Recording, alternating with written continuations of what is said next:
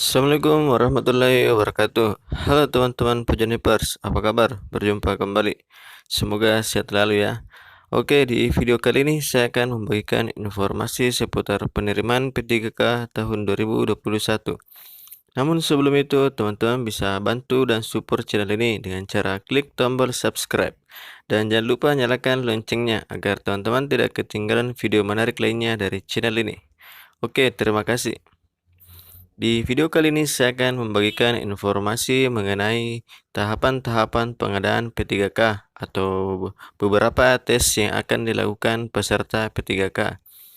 Informasi ini saya bagikan karena mengingat bahwa untuk tahun 2021 penerimaan CPNS guru ditiadakan dan dialihkan semua ke P3K atau pegawai pemerintahan dengan perjanjian kerja berdasarkan hasil pertemuan Kemenpan RB, BKN, dan Kemendikbud pada tanggal 29 Desember kemarin. Kami sepakat bahwa untuk guru itu akan beralih menjadi P3K, jadi bukan penerimaan CPNS lagi. Kedepan mungkin kami tidak akan menerima guru dengan status CPNS, tapi pegawai pemerintahan dengan perjanjian kerja, ujar Bima dalam konferensi pers secara daring di Jakarta pada tanggal 29 Desember 2020.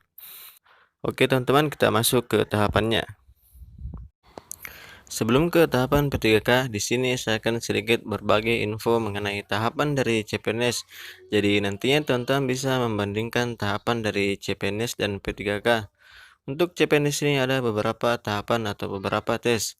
Pertama itu ada tes administrasi. Ini berfungsi untuk mencocokkan persyaratan administrasi dan kualifikasi dan dokumen pelamar seperti KTP, ijazah, transkrip, dan yang lainnya. Kemudian yang kedua itu ada seleksi kemampuan dasar atau SKD. Di sini terbagi menjadi 3 soal, yaitu TWK, tes wawasan kebangsaan, TIU, tes intelijensi umum, dan terakhir tes karakteristik pribadi atau TKP. Jumlah soalnya itu ada 500 nomor dan menggunakan komputer atau berbasis CAT, Computer Assisted Test. Selanjutnya ada SKB atau seleksi kemampuan bidang. Tes ini merupakan tes untuk menguji pengetahuan atau keterampilan dari peserta sesuai bidang dan jurusannya. Terakhir ada tes kesemaptan atau wawancara. Tes ini tidak semua instansi yang melakukan, hanya ada beberapa, seperti Kementerian Hukum dan HAM. Selanjutnya kita masuk ke tahap dari P3K, di mana tahapan yang pertama itu ada administrasi, seperti yang ada pada tahap pertama penerimaan CPNS. Kemudian yang kedua ada tahapan kompetensi. Di sini juga terbagi menjadi 3 poin, yaitu kompetensi manajerial, kompetensi teknis, kompetensi sosial kultural. Kemudian terakhir ada tes wawancara. Di sini saya akan sedikit menjelaskan tentang 3 kompetensi yang disebutkan tadi. Pertama itu ada kompetensi manajerial, di mana kompetensi manajerial adalah pengetahuan, keterampilan, dan sikap atau perilaku yang dapat diamati, diukur, dikembangkan untuk memimpin atau mengelola unit organisasi. Kemudian yang kedua, kompetensi teknis adalah pengetahuan, keterampilan, dan sikap atau perilaku yang dapat diamati, diukur, dikembangkan yang spesifik berkaitan dengan bidang teknis jabatan.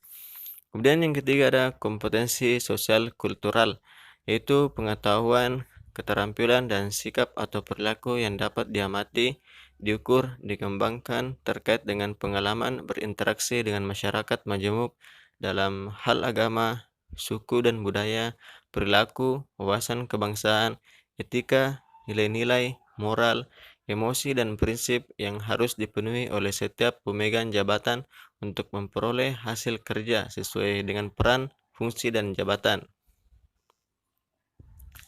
Tahapan-tahapan itu tadi berdasarkan dari Peraturan Badan Kepegawaian Negara Republik Indonesia Nomor 18 Tahun 2020 tentang perubahan atas Peraturan Badan Kepegawaian Negara Nomor 1 Tahun 2019 tentang petunjuk teknis pengadaan pegawai pemerintahan dengan perjanjian kerja atau P3K. Itu dalam pasal 18. Ayat pertama itu penyelenggaraan seleksi pengadaan P3K paling kurang terdiri dari 3 tahapan, yaitu pertama seleksi administrasi, kedua seleksi kompetensi, dan terakhir teks wawancara.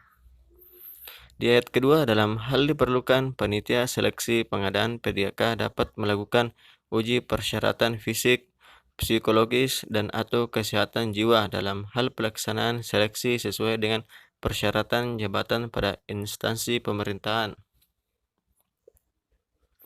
Di pasal lain yaitu pasal 20, ayat pertama, seleksi kompetensi terdiri atas seleksi kompetensi manajerial, kompetensi teknis, dan kompetensi sosial kultural. Ayat 2, seleksi kompetensi sebagaimana dimaksud pada ayat 1 dilakukan untuk menilai kesesuaian kompetensi manajerial, kompetensi teknis, dan kompetensi sosial kultural yang dimiliki oleh pelamar dengan standar kompetensi jabatan. Di pasal lain juga menyatakan bahwa pelaksanaan seleksi oleh panitia seleksi instansi pengadaan P3K menggunakan fasilitas CAT BKN atau fasilitas CAT yang lainnya yang ditentukan oleh BKN. Seperti untuk tesnya di sini sama dengan CPNS, yaitu berbasis komputer assisted test. Oke teman-teman, itulah tadi tahapan dari pengadaan P3K berdasarkan dari peraturan yang dikeluarkan oleh BKN. Semoga bermanfaat. Sekian dan terima kasih. Terakhir, jangan lupa untuk like, komen, serta subscribe channel ini. Wassalamualaikum warahmatullahi wabarakatuh.